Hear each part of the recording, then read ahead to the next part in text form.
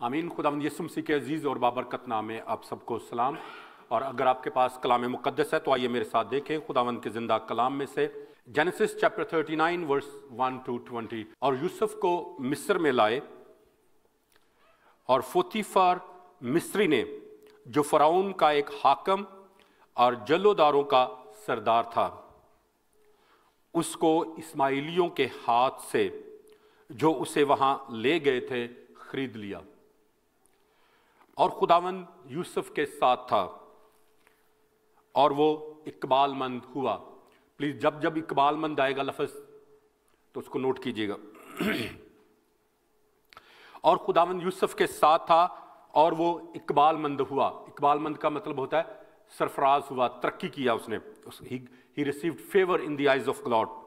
اور نہ صرف انسانوں کی بلکہ خدا کی نظر میں بھی لکھا ہے۔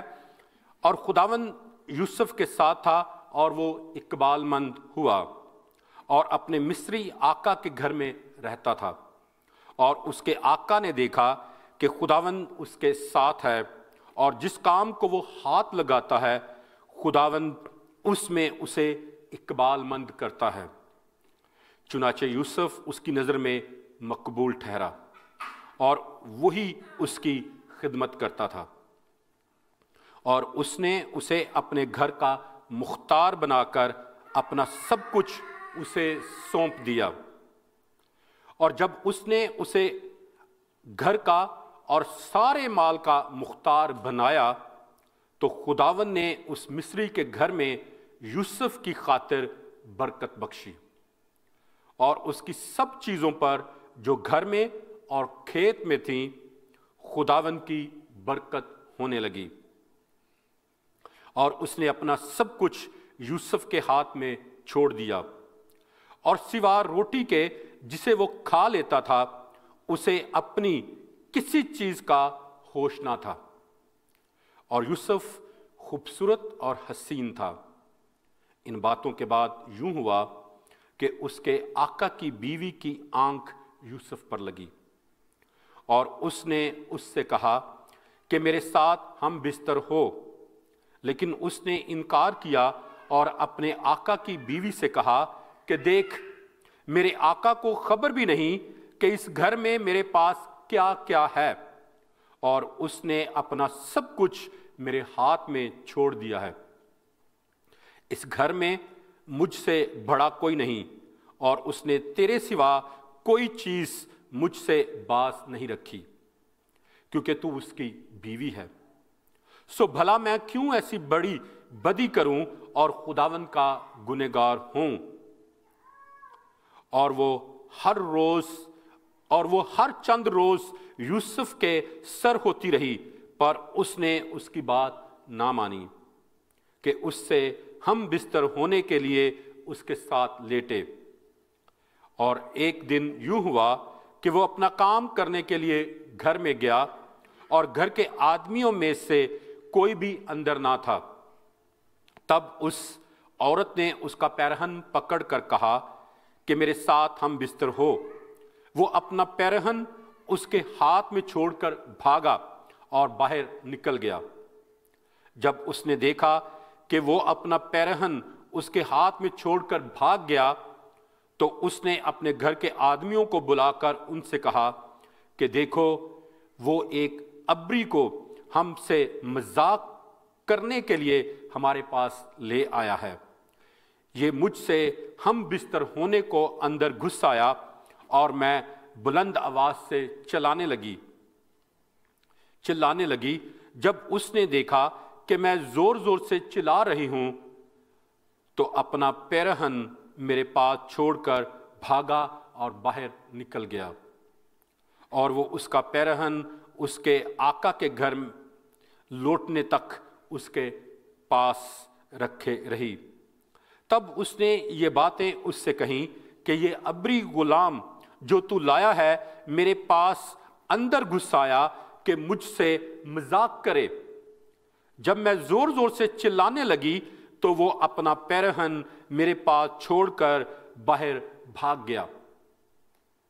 جب اس کے آقا نے اپنی بیوی کی وہ باتیں جو اس نے اس سے کہیں سن لی کہ تیرے غلام نے مجھ سے ایسا ایسا کیا، تو اس کا غضب بھڑکا اور یوسف کے آقا نے اس کو لے کر قید خانہ میں جہاں بادشاہ کے قیدی بند تھے ڈال دیا، سو وہ وہاں قید خانہ میں رہا۔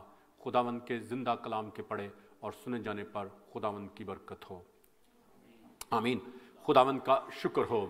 آج تھوڑی دیر کے لیے کلام مقدس میں سے جو بات میں آپ سب کے ساتھ شیئر کرنا چاہتا ہوں اس کا عنوان ہے ڈسرننگ اسپرٹس، کہ روحوں کو پہچانے۔ کیا ہے؟ روحوں کو پہچانے۔ پچھلے کافی دنوں سے بہت سے لوگ جو ہیں مجھے بار بار فون کر رہے ہیں اور بار بار مجھ سے پوچھ رہے ہیں کہ یہ بجندر سنگھ کا کیا واقعہ ہے، کیا ہے یہ، کیا ہو گیا ہے، کیا ہم کریں اس میں۔ اور یاد رکھیں آج جو بات میں آپ کے ساتھ شیئر کرنا چاہتا ہوں وہ یہی ہے کہ جب اس طرح کے حالات ہوں تو پھر ایک مسیحی کا رویہ کیسا ہونا چاہیے، ایمانداروں کو کیسا ہونا چاہیے۔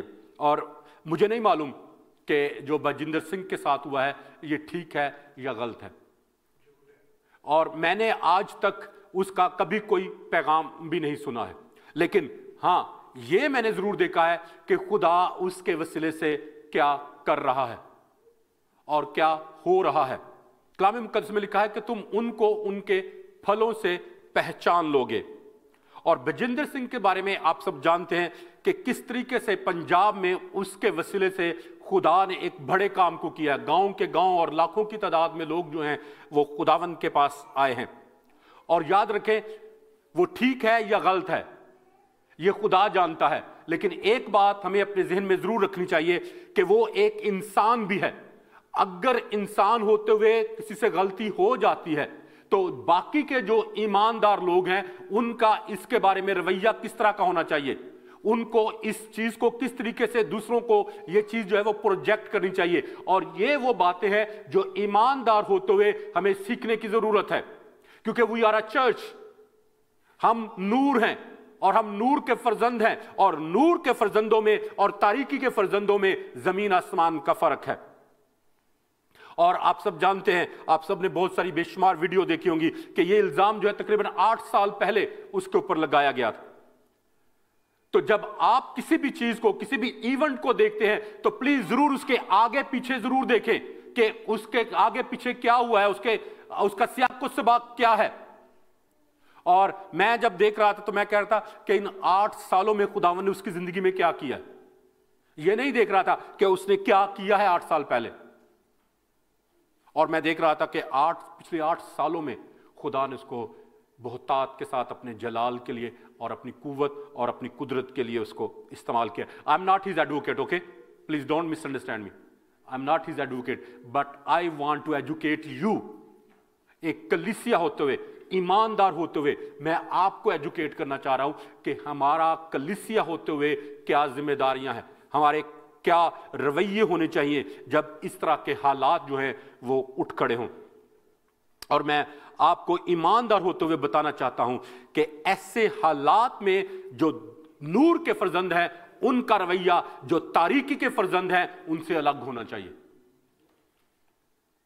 کیونکہ اگر ہم نور کے فرزند ہیں تو نور کے پھل جو ہیں جس کے بارے میں چند ہفتے پہلے میں نے شیئر کیا تھا وہ ظاہر بھی ہونے چاہیے۔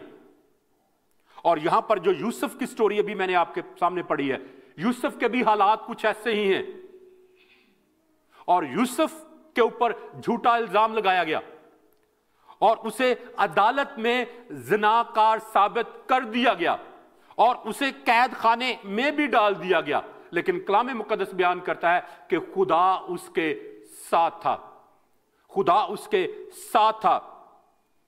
تو یاد رکھے میرے عزیزو، جو اچھا درخت ہوتا ہے وہ اچھا پھل پیدا کرتا ہے، اور جو برا درخت ہوتا ہے وہ برا پھل پیدا کرتا ہے۔ خدا جانتا ہے اس ساری کہانی کو، یا اس کا خاندان جانتا ہے، لیکن میرے عزیزو یاد رکھیں ہمیں بھی خدا نے عقل دی ہے، فہم دی ہے، بدھی دی ہے، تاکہ ہم چیزوں کو ڈسرن کر سکیں، چیزوں میں امتیاز کر سکیں۔ اور اینڈ پہ میں اس کے بارے میں بتاؤں گا کہ what is my point of view about it. तो याद रखें मेरे अज़ीज़ों, बाज़ औक़ात खुदा जो है वो बदी को होने देता है, बुराई को होने देता है, नुकसान को होने देता है, ताकि वो ज्यादा अपना जलाल जाहिर कर सके। और आप सब कलाम मुकद्दस में से जानते हैं कि अब्राहम के माल मवेशी लुट जाने दिए खुदा ने, और अब्राहम की बीवी को 2 बादशाहों ने 2 दफा अपनी गुलाम बनाने के लिए, अपनी लौंडी बनाने के लिए उससे छीन लिया, और खुदा ने उसकी बीवी को दोनों दफा छीनने दिया, जाने दिया। पहली दफा फराउन ने सारा को लिया, और उस वक्त जब सारा की उम्र 65 ईयर्स की, 65 साल की बुढ़ी को कौन लेगा? कोई भी नहीं। लेकिन खुदा ने उसकी जवानी को बहाल किया। और फिर दूसरी बात हम देखते हैं कि दूसरी दफा जो जरार का बादशाह अभी मलिक था, उसने सारा को अपनी बीवी बनाने के लिए, अपनी लौंडी बनाने के लिए लिया। और उस वक्त किसी को मालूम है सारा की उम्र कितनी थी? 80 साल। जरा देखिए, 80 साल की बुढ़ी को कौन, अपनी माई को कौन अपनी बीवी बनाना चाहेगा? कोई भी नहीं। लेकिन खुदावन उसके साथ था, और खुदावन ने उसको सरफराजी दी। तो याद रखें मेरे अज़ीज़ों, मेरा मकसद अभी सारा को बयान करना नहीं, बल्कि मेरा यह मकसद है बयान करना कि खुदा बाज़ औक़ात हालात को होने देता है। और याकूब को आप सब जानते हैं कि किस तरह से उसको अपने भाई से डर कर भागने दिया खुदा ने, और यूसुफ को बिकने दिया, यूसुफ को कैद खाने में जाने दिया, यूसुफ के ऊपर झूठा इल्जाम लगने दिया, और मूसा को बियाबान में 40 साल तक फिरने दिया आवारा, और दानिएल को शेरों की मान में जाने दिया, सिद्रक, मिशक और अब्दनगो को आग की भट्टी में जाने दिया। खुदा उनको रोक सकता था, लेकिन खुदा ने इंटरवीन नहीं किया, क्योंकि खुदा एक बड़ी पिक्चर को देख रहा था, खुदा एक बड़े काम को करने को था। और मरकज की मार्फत लिखी गई खुदावंद यीशु मसीह की इंजील, उसके 9वें बाब की 38वीं आयत से लेकर 40वीं आयत में लिखा है कि यीशु ने कहा कि जो हमारे खिलाफ नहीं वो हमारी तरफ है, जो हमारे खिलाफ नहीं वो हमारी तरफ है। क्योंकि बहुत से बातें होती हैं जो हम किसी के खिलाफ करते हैं, या दोस्त होते हुए करेंगे तो अच्छी करेंगे, और अगर मुखालिफ होते हुए करेंगे तो फिर उसकी नेगेटिव करेंगे विदाउट तहकीक किए, विदाउट जाने, बगैर उसकी तहकीक किए। तो मेरे अज़ीज़ों, ईमानदार होते हुए खुदा हमें यह भावर करवाना चाहता है, और चाहता है कि हम इसको सीख भी जाएं कि हम कभी भी आंखें बंद करके नहीं, बल्कि अपनी आंखें खोल कर चलें और देखें कि हमारे इर्द गिर्द क्या हो रहा है। और फिर खुदावंद यीशु मसीह ने कहा था कि आखिर जमाना में लोग ईमानदारों पर झूठे इल्जाम लगाएंगे और उन्हें कैद खानों में बंद करवाएंगे, ताकि खुदा के काम को रोका जा सके, उसमें रुकावट डाली जा सके। खुदा के कलाम में लिखा है कि अदालत करना हमारा काम नहीं है। खुदा ने हमें नहीं मुकर्रर किया कि हम किसी की अदालत करें। Let God do his judgement. Even के खुदावंद यीशु मसीह ने खुद कहा था कि मुझे किसने तुम्हारा मुकर्रर किया है, हालांकि वो उसको हक है अदालत करने का, अख्तियार है उसको जज करने का। तो कलाम मुकद्दस में लिखा, आप इसको पढ़कर देख सकते हैं, लूका की मार्फत लिखी गई खुदावंद यीशु मसीह की इंजील, उसके 12वें बाब की 12वीं आयत से लेकर 14वीं आयत तक, कि एक शख्स यीशु के पास आया और उसने कहा कि तू मेरा इंसाफ कर, क्योंकि मुझे जो मेरा भाई का हिस्सा, मेरा जो हिस्सा बनता है मुझे मेरे भाई से ले दे तू। तो खुदावंद यीशु मसीह ने कहा कि मुझे किसने मुंसिफ मुकर्रर किया है, या मुझे किसने माल बांटने वाला मुकर्रर किया है। यीशु अपनी हदूद को जानता था और उसने वो किया जो उस वक्त ठीक था। तो याद रखें मेरे अजीजों, खुदा सच्चाई को जानता है। बजिंदर सिंह पर यह इल्जाम 8 साल पहले लगाया गया था। 8 सालों में क्या पता उसने कितनी दफा माफी मांगी हो, क्या पता खुदा ने उसे माफ कर दिया हो। जो बजिंदर सिंह को बुरा भला कह रहे हैं, मैं खास तौर पे ईमानदार लोगों की बात कर रहा हूं, और मैं देख रहा हूं कि पास्टर जो हजरात हैं वो वीडियोस बना के तो उसके खिलाफ लगा रहे हैं, और ईमानदार जो हैं वो कह रहे हैं कि चंगा होया है, इस नाल इंज होना चाहिए सी, और बहुत सारी नेगेटिव बातें। लेकिन मेरे अजीजों, कलाम मुकद्दस बयान करता है कि ईमानदार होते हुए हमारा रवैया कैसा होना चाहिए। अगर उसने गुनाह किया भी है तो कलाम मुकद्दस में लिखा है कि हम जो ईमानदार हैं हम उनको माफ करके उनको बहाल करें, ताकि मसीह के नाम की तजलील ना हो, ताकि मसीह के नाम की बेइज्जती ना हो। I am not promoting sin, okay, I am not promoting sin, but I am trying to teach you what we should do or react, कि हमारा रद्द अमल क्या होना चाहिए। आप सब जानते हैं एलिया के बारे में और अलीशा के बारे में। एलिया और अलीशा जो हैं वो दोनों बड़े गुस्से वाले नबी थे, और आप सब जानते हैं कि एलिया के वसीले से मुल्क के तमाम लोगों ने 3 साल तक कहत और खुश्क साली में दिन गुजारे, सबने अजियत पाई।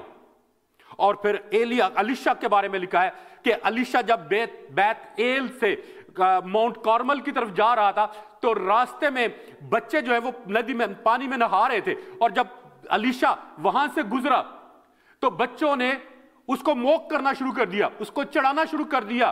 वो कहते थे ए गंजे सर वाले बढ़ा चला जा, ए गंजे सर वाले बढ़ा चला जा, ए गंजे सर वाले बढ़ा चला जा। उसने उनको मना भी किया कि पीछे हट जाओ, लेकिन वो नहीं हटे। तो कलाम मुकद्दस में लिखा है कि अलीशा ने उन पर कर्ज किया, उन पर कर्ज किया उसने। दे वर 42 यंग बॉयज, 42। और कलाम मुकद्दस में लिखा है कि वहां से एक रीछनी निकली और उसने उन सबको चीर फाड़ डाला। 42 यंग पीपल। क्या एक नबी ऐसा कर सकता है? हां, क्या एक नबी को ऐसा करना चाहिए? No, but remember that he was a human being as well. उसको चढ़ाया गया, उसको इस हद तक मजबूर कर दिया गया कि वो ऐसे अल्फाज कहे उसके बारे में, और उसने कहे। और जरा तसव्वुर करें कि 42 खानदानों में मातम हो रहा होगा, होता होगा या नहीं होगा? तो क्या वो अलीशा नबी को कोई अच्छा नबी कहेंगे? कभी भी नहीं। तो क्या इस काम की वजह से एलिया को और अलीशा को जो खुदा ने बरकत दी थी, क्या वो खत्म हो गई? नहीं। जो उसको खिदमत दी थी खुदा ने उससे वो छीन ली? नहीं। या खुदा के पाक रूह ने उसको छोड़ दिया? नहीं। तो याद रखें मेरे अजीजों, खुदा चाहता है कि हम चीजों को कुछ भी देखने से पहले उनको डिसर्न करें, इम्तियाज की रूह को मांगे कि खुदा इसके बारे में मेरा रवैया क्या होना चाहिए, हम क्या करें और तू क्या करना चाहता है। और सिर्फ यहां पर अलीशा तक ही नहीं है बात, खुदावंद यीशु मसीह के बारे में भी है। कलाम मुकद्दस में लिखा है कि यीशु मसीह ने एक कोड़ा बनाया, और जो हैकल में लोग अपना कारोबार कर रहे थे, यीशु ने उस कोड़े के साथ उनको मार मार कर बाहर निकाल दिया। लोगों को मारा या नहीं मारा? हेलो, मारा या नहीं मारा? तो जरा सोचे कि यीशु को ऐसा क्यों किया यीशु ने? यीशु तो खुदा है, उसको सब कुछ पता, उसको तो ऐसा नहीं करना चाहिए था। क्यों यीशु ने किया ऐसा? क्या वजह थी? और फिर दूसरी बात यह कि जब यीशु ने थोड़े दिन पहले ही कहा था कि मुझे किसने मुकर्रर किया है कि मैं तुम्हारा मुंसिफ बनूं, अदालत करना मेरा काम नहीं है, अभी मेरा वक्त नहीं आया। तो अब यहां पर यीशु क्यों अदालत कर रहा है? यीशु ने क्यों कोड़ा बना के मारना शुरू कर दिया? याद रखें, he was compelled to do that. उसको मजबूर किया गया, और किसी को मजबूरी पता है उसकी कलाम मुकद्दस में लिखी है। हेलो, कलाम मुकद्दस में लिखा है कि उसे खुदा के घर की गैरत लगी नहीं, खा गई। खा गई पता क्या कहते, किसको कहते हैं? Consumed it. कलाम मुकद्दस में उसे खुदा के घर की गैरत खा गई, यानी वो इस हद तक मजबूर हो गया कि उसे कोड़े बनाकर तो लोगों को मारने पड़े। He didn't want it। हम कहते हैं कि यीशु प्यार है, यीशु मोहब्बत है, यही कहते हैं ना। और यहां पर हमें कौन सी मोहब्बत नजर आ रही है? कोई भी नहीं। लेकिन याद रखें, he was a human being as well. और खुदा ने हमें फीलिंग्स और इमोशंस भी दिए हैं, और खुदा चाहता है कि जब हम चीजों को डिसर्न करते हैं, चीजों को जब उनका एग्जामिन करते हैं, उनका जब मुआयना करते हैं, तो चारों तरफ से देखें। यह नहीं कि जो आंखों नजर आ रहा है, सामने नजर आ रहा है, उसी को लेकर पकड़कर तो हम लोग डिसीजन कर लें। कलाम मुकद्दस में लिखा है कि उसे खुदा के घर की गैरत खा गई, और फिर यीशु पर इल्जाम लगाया गया कि यीशु जो है वो बहल ज़बूल की मदद से बदरूहों को निकालता है। यीशु को कहा गया कि वो झूठा नबी है, यीशु को कहा गया कि we don't want to follow you any more, हम तेरी पैरवी नहीं करना चाहते। कलाम मुकद्दस में लिखा कि बहुत सारे शागिर्द जो है वो यीशु मसीह को छोड़कर चले गए, तो जो थोड़े से बाकी बचे थे ना, खुदावंद यीशु मसीह ने उनको रोका नहीं। किसी को पता क्या यीशु ने कहा? यीशु ने उनको रोका नहीं, उनको कहा कि क्या तुम भी छोड़कर चले जाना चाहते हो? जीसस गेव देम 100% फ्रीडम कि अगर वो मेरी पैरवी करना चाहते तो करें, अगर नहीं करना चाहते तो डजंट मैटर। तो याद रखें मेरे अजीजों, खुदा ने हमें हिकमत, फहम और दनाई बख्शी है कि जब इस तरह के हालात हों तो फिर हमारा रवैया ईमानदार होते हुए, नूर के फर्जंद होते हुए कैसा होना चाहिए। यीशु के ऊपर झूठे इल्जाम लगाकर, याद रखें, उसको भी अदालत में पेश किया गया और उसके ऊपर झूठे इल्जाम साबित भी कर दिए गए। साबित किए थे तो कोड़े लगे ना, साबित किया गया, झूठा इल्जाम साबित किया गया तो उसे सलीब पर चढ़ाया गया ना, कैसे चढ़ा दिया था?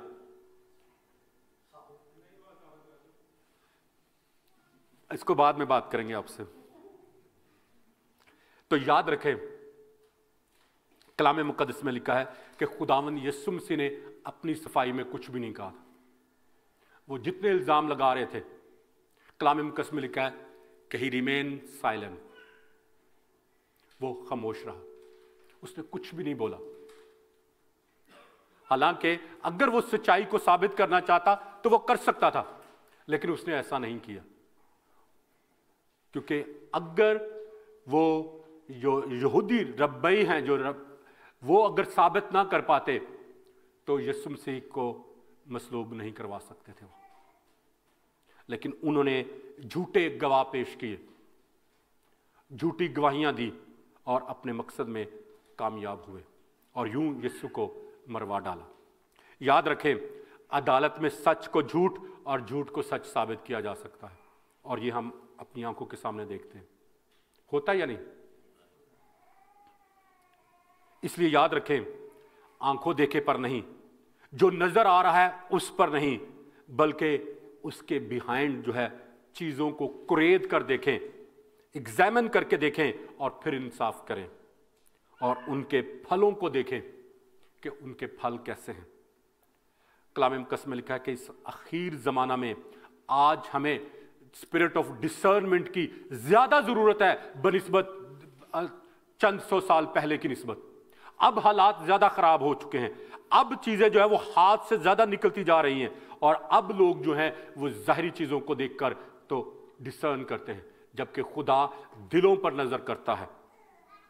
यीशु ने कहा कि तुम उनके फलों से उनको पहचान लोगे।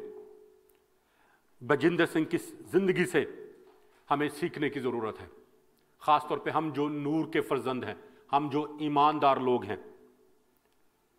देखें कि इससे किसको ज्यादा फायदा हुआ है, इब्लीस को या खुदा को? किसको फायदा हुआ है? यकीनी तौर पर इब्लीस को फायदा हुआ है, क्योंकि मैं अभी कल देख रहा था उसके वीडियो उसके चर्च के बारे में, तो मैं देख रहा था उसका चर्च बिल्कुल खाली पड़ा हुआ है, वहां पर कोई भी नहीं है, जहां पर लोग हजारों की तादाद में, लाखों की तादाद में लोग आते थे। नुकसान किसको हुआ है? बजिंदर सिंह को नहीं, कलीसिया को, खुदावंद यीशु मसीह को, और वो उन तमाम ईमानदार लोगों को जो हर अतवार को हजारों की तादाद में वहां पर आकर खुदावंद यीशु मसीह की तारीफ, उसकी प्रस्तिश और उसकी इबादत किया करते थे, वो सब तितर बितर हो गए।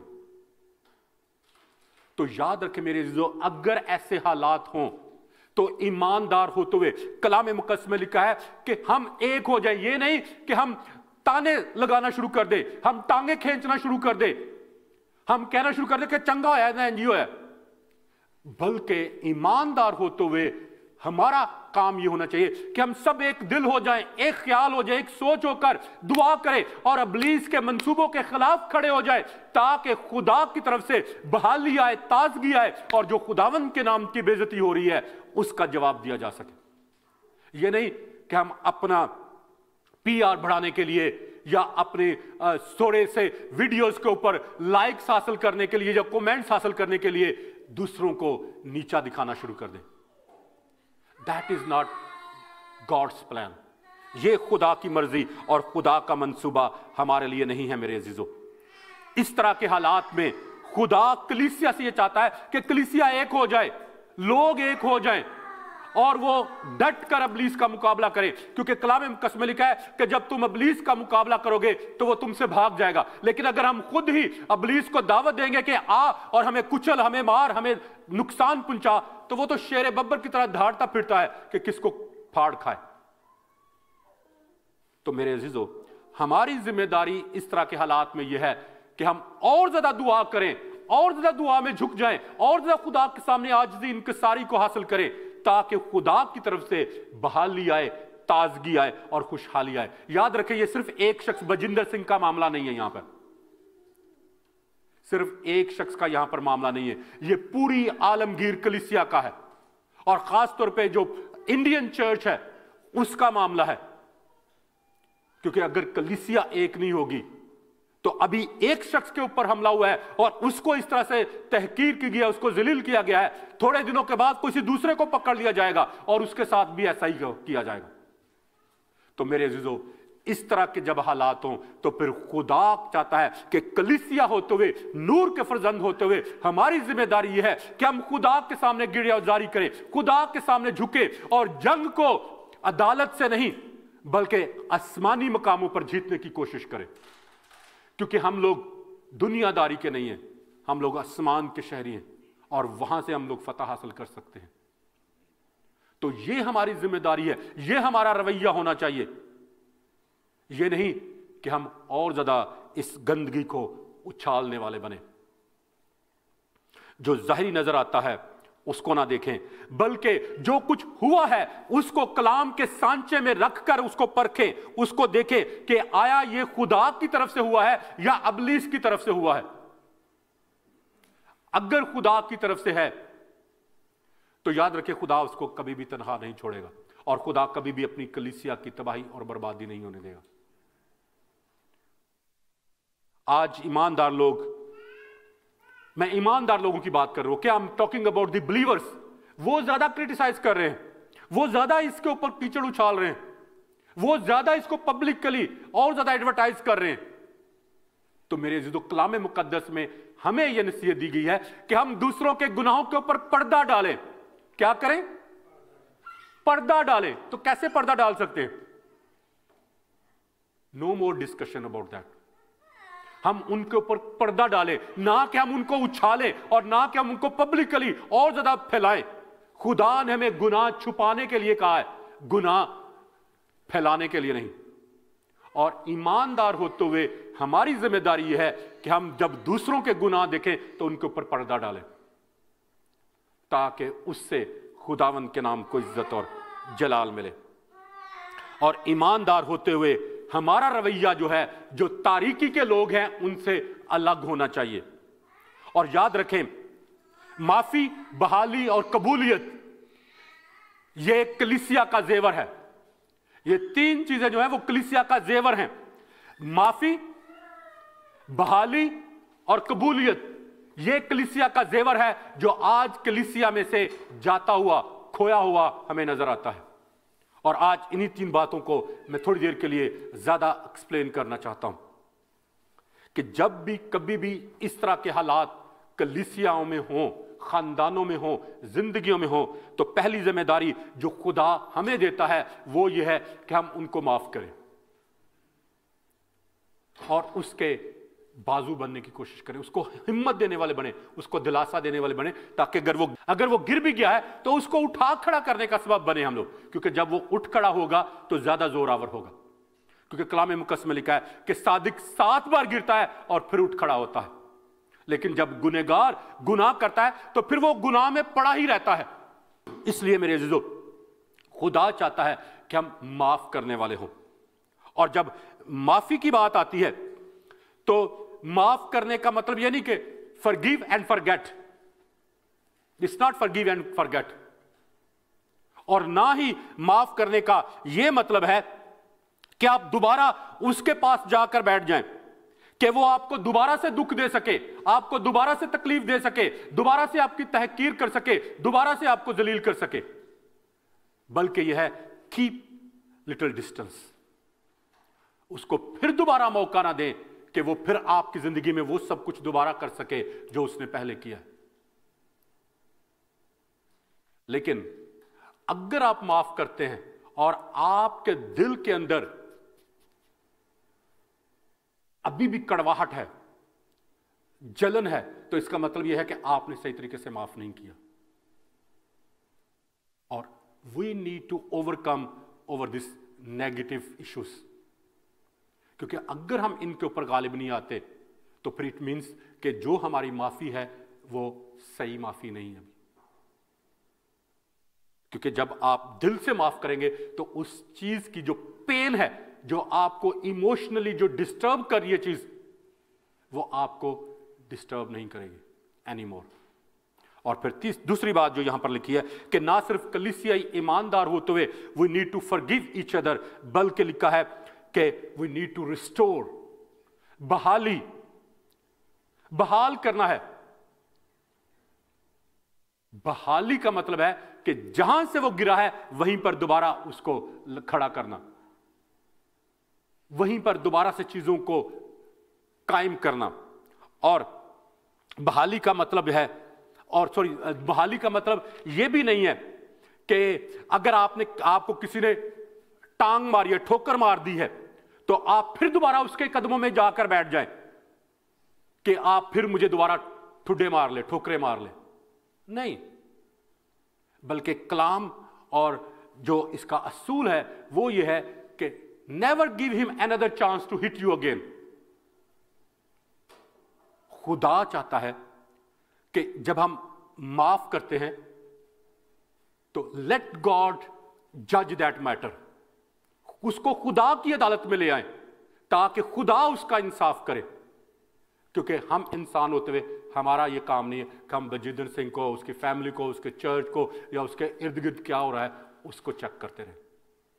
लेट गॉड जज हिज पीपल। जो हमारा काम है वो हम करें और जो काम खुदा का है वो खुदा को करने दें। लेकिन ईमानदार होते हुए हमारी एक बड़ी जिम्मेदारी है।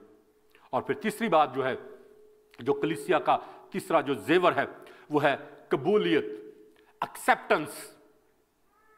एक्सेप्टेंस, और एक्सेप्टेंस का मतलब है कि जो जैसा है उसको वैसे ही कबूल करना, जो जैसा है उसको वैसे ही उसकी खामियों के साथ, उसकी खूबियों के साथ उसको कबूल करना और उसे अपनाना, इस तरह से अपनाना कि जैसे हुआ ही कुछ नहीं। मगर कबूलियत का यह मतलब भी नहीं है कि आप आंखें बंद कर लें।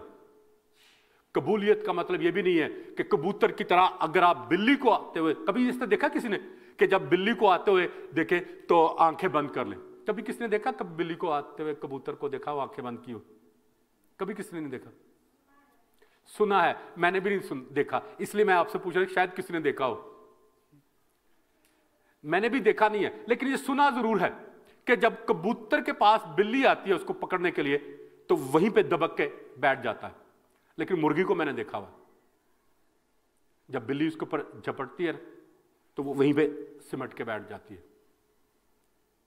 तो याद रखें मेरे अजीजों, कबूलियत का मतलब जो है वो नजरअंदाज करना नहीं और ना ही आंखें बंद कर लेना है, बल्कि इब्लीस का मुकाबला करना है और उन चीजों के ऊपर गालिब आना है जो हमारे लिए, कलीसिया के लिए और खुदा के नाम के लिए और खुदा की चीजों के लिए तबाही, बर्बादी, जिल्लत और रुसवाई का बायस बनती है।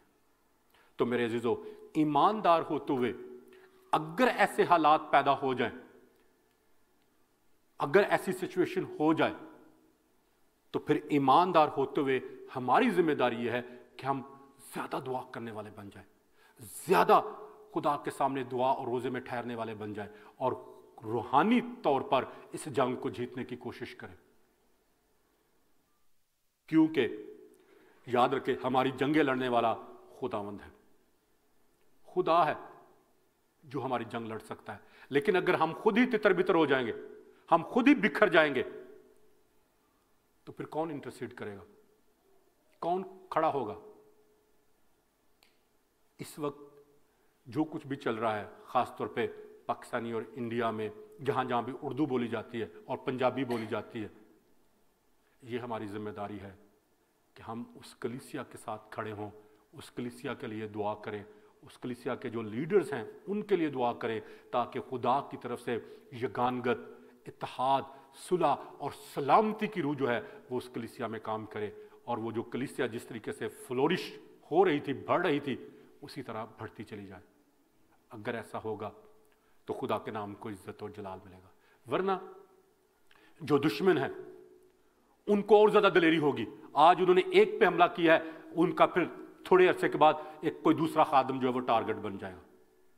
तो हमें इब्लीस के जलते हुए तीरों को बुझाना है ताकि वो किसी दूसरे को टारगेट ना बना सके। आइए हम सब अपने सरों को झुकाएं और दुआ करें कि खुदा हम सबको गैप में खड़ा होने का फजल अनायत करे, ताकि हम गैप में खड़े होकर खुदा के लोगों के लिए इंटरसीड कर सके।